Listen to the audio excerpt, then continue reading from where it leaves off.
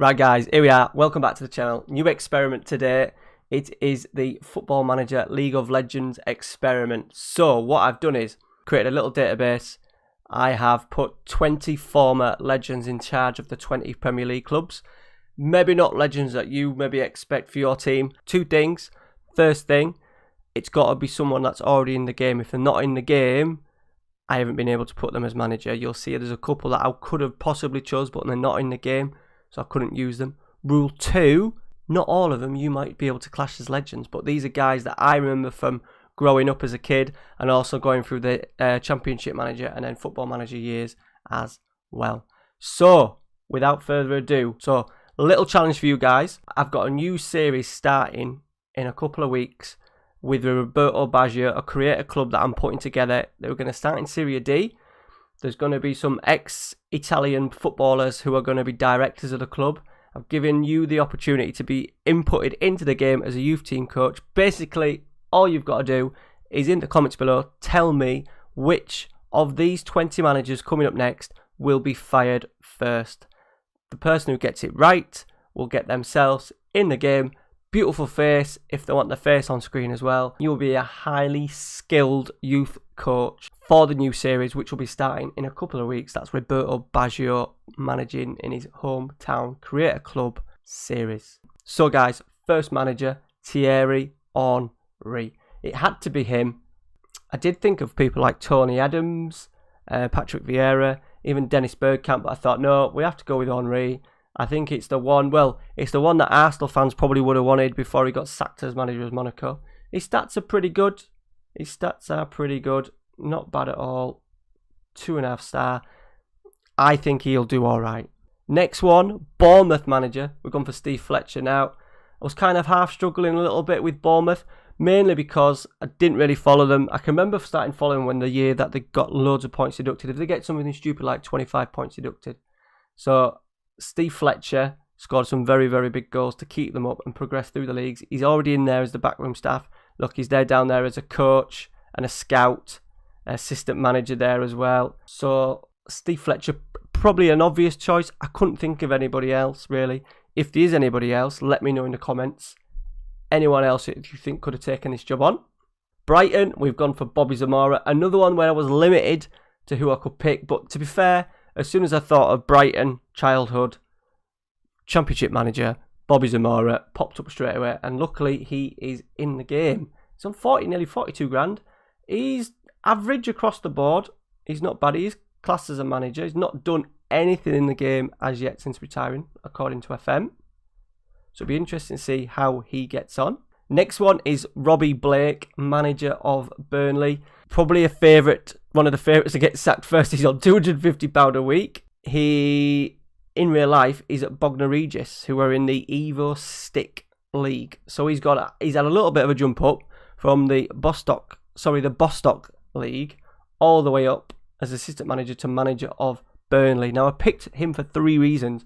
Number one, I was a big fan of him when he played at Bradford. Went to watch Bradford a lot during the time they were in the Premier League.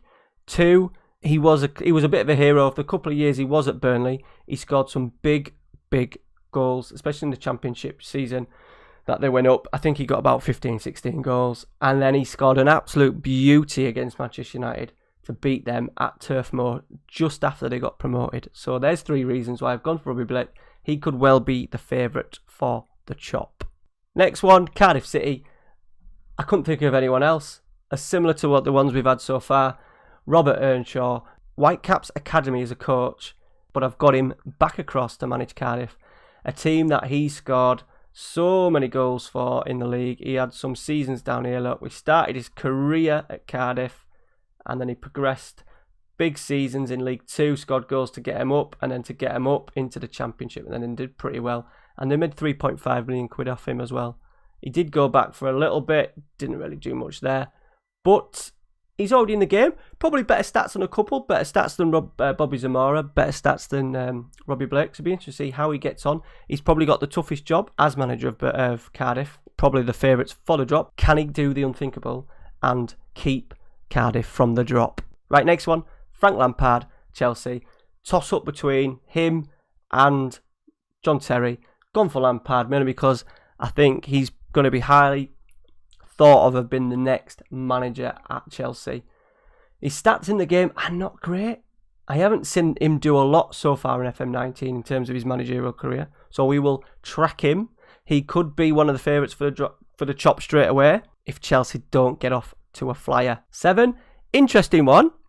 We're really interested to see how this works out. Gareth Southgate, ex-England manager, started his career at Palace, played a lot of games before moving on to Villa.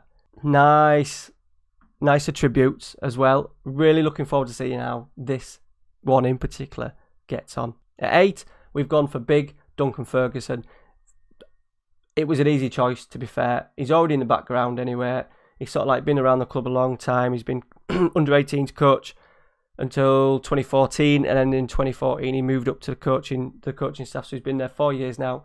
Not great, I suppose. He's attacking and technicals, motivation, man management. To be fair, he's probably going to do all right. He'll do all right. However, Everton don't tend to do well in the game. So it'd be interesting to see, can he do better than what Marco Silva generally does. Fulham, we've gone for Paul Pesky Solido. Now, this was a difficult one. I couldn't think. The first player that came to mind was Paul Pesky Solido, and I'll tell you for why. Because he used to always wear kits that were way, way too big for him. The shirts were massive, and the name always rung a bell during sort of like the early champ manager years. He did have a couple. He's classed as a cult hero, bit of an icon at the club. He only had 4 years, but he was there as a part of the team that got him into the championship. Be interesting. This one was a difficult one. There is probably a lot more players out there. Remember, they've got to be in the game. So Paul Pesky Solido was in the game. Let me know in the comments, who would you have chose as Fulham manager? 10, we've gone for Marcus Stuart. Now, my first choice was super Andy Booth, but he's not actually in the game. He's on the list as a as a club legend, but he's not actually in the game. So my next choice was Marcus Stuart. Big fan of his, goal scoring machine. He had a decent career at Huddersfield. He got the big move from Bristol Rovers where he started, and he did pretty well. 7, 15, 22 and 14 in his 4 years at Huddersfield. I think, is he classed as he's on the favoured personnel list, so he hasn't done too bad. So that's Marcus Stewart. Huddersfield, another one. They struggled, don't they, Huddersfield in the game, so it'll be interesting to see how he gets on. He is a coach. Though. He's a coach at Exeter, but once again, a bit behind in the attributes. 11, Leicester City. We've gone for Emile Heskey. First player that pops into my head, Leicester City. Walker's Crisps, home shirt. Players that came to my head, Emile Heskey, Steve Walsh. I was going to go Neil Lennon, but I thought I'd just mix it up a little bit and go for Big Emile. To be fair, man management, motivating, and his player ability and judging player potential and tactical knowledge, decent. So he might be a little bit of a dark horse to do well in this series. So Emile Heskey, Leicester City manager.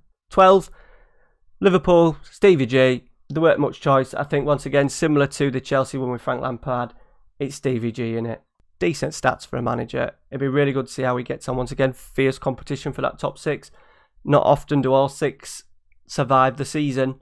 Be interesting to see which ones survive. City, we've gone for Paul Dickoff. Couple of reasons.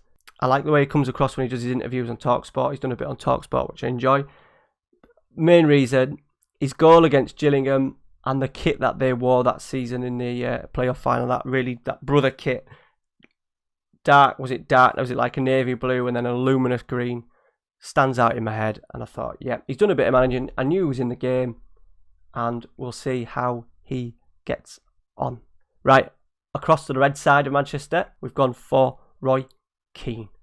Not great at all. Man management 9, motivating 13. He was mentioned a few times to take over from Mourinho to the end of the season, but look at that face. Look at that face. He does not look happy. Why would you want him in after Jose Mourinho? But we'll see how he gets on. I was going to go for Giggsy and Neville and all that, but it was a bit boring. So I thought, yeah, we'll go for Roy Keane. We'll go for Roy Keane, see if he can fuck shit. 50. Now, this one was a struggle. A real struggle. Alan Shearer not in the game. Paul Gascoigne not in the game. I did go for Kevin Keegan first. Not in the game. So, couple of reasons, Lauren Robert. he's pretty good. He had spells have been absolutely class, scored some absolute worldies. I used to always remember practicing free kicks like he used to hit him. 2, he's already a coach in the game. I think in the game he starts at Montpellier, I think as a youth team coach at Montpellier. Yeah, under 19s coach in Montpellier. 3rd reason, the pitcher with his Strixon hat on, ready for a game of golf. So, interesting one. There's probably some others that I could have picked. Once again, let me know in the comments who would you have picked. Remember, Shearer, Keegan, Gascoigne, not in the game. Robby Blake, not in the game. So, let me know your thoughts. Southampton, we've gone for Lampard, Matt Le Tissier, no one else. Quite surprised he was actually in the game because he's not done anything since he retired. I didn't actually think he would be in the game. To be fair, he's not bad. He's not bad at all. I was quite surprised when he popped up in the database. But there he is, Lampard, Matt Le Tissier. 17, we've gone for Jurgen Klinsmann. Now, there was a whole host of players we could have had. Gary Mabbott, Colin Calderwood, Justin Edinburgh, Dean Austin. Did I say Teddy Sheringham? But we've gone for Klinsmann. I can always remember him. My dad's a Tottenham fan. I always remember him signing when I was a kid. Him scoring goals and obviously the celebration. So we've gone for Klinsmann. Thought it was an interesting choice. A little bit different as well. Decent attributes. We'll see how he gets on. Once again, top 6. One of them will probably get the boot. 18, Watford, Rob Page. Now, this was a difficult one. Same scenarios as some of them. When I was growing up, didn't really pay much attention to Watford. But one player that I did remember was Rob Page. I can always remember signing him, a Championship manager. Always remember doing him that. He is a manager in the game as well. And I think he had some impressive seasons. He started at Watford as well. He spent 1, 2, 3, 4, 5, 6, 7, 8, 9, 10 years at Watford. Look, just as he started his career, they were in League One, a couple of years in there, Championship, and then straight into the Premier League. Look, playing 36 of the 38 Premier League games. So we've gone for Rob Page. I think he might do all right, surprisingly, because his stats are not great. But we'll see how he gets on. Right, last 2. 19, Paolo Di Canio. Easy decision. I don't ever know whether he's ever going to pop back up into management or not. I don't know. We'll give him a go. Stats not great. Man management 1. That's not a great start. Motivating 10 and he does 8, 9, 8. So he's got a little bit of work to do. He's going to have to improve his man management skills a little bit. That's for sure. He could well be a favourite for the sack if they do not start well. Last one. Wolverhampton Wanderers. Steve Bull. I couldn't think of anyone else. Obviously an absolute Wolves legend. I couldn't think of anyone else. He's in the game. He's managed at a lower level. Stafford for about a season by the looks of it. Horrendous stats.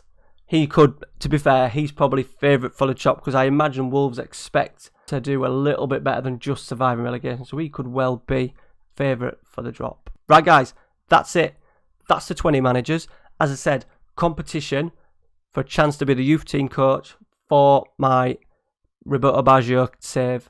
Let me know which of these 20 managers is going to get sacked first. Let me know by midnight Monday night. Next episode, which will be a fast forward to Christmas and then to the end of season 1, we will look at which manager has got the boot first. Also, let me know in the comments if you want, how many managers do you think will have gone by the end of the first season? They're all on a 1-year deal, so they're all pretty capable of getting the boot pretty easily because not all of them are tied to long deals. Right, guys? See you Tuesday. If you enjoyed today's episode, please leave a like in there. Subscribe to the channel and we will see you Tuesday for episode 2 of the Football Manager League of Legends. Cheers, guys. Thanks for watching.